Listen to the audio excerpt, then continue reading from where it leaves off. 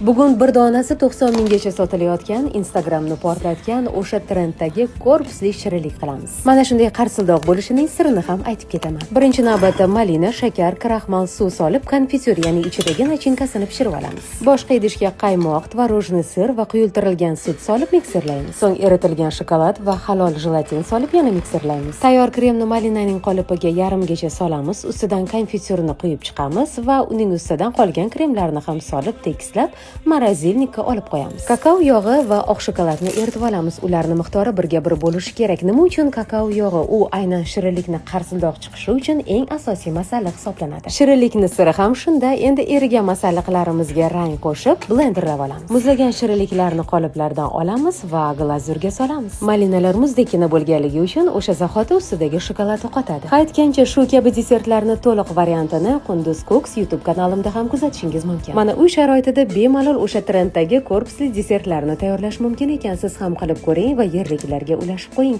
Desertni ko'rinishi yoqqan bo'lsa, like va izohlarda fikringizni kutaman. Hurmat bilan, Qunduzxon Abdullayeva.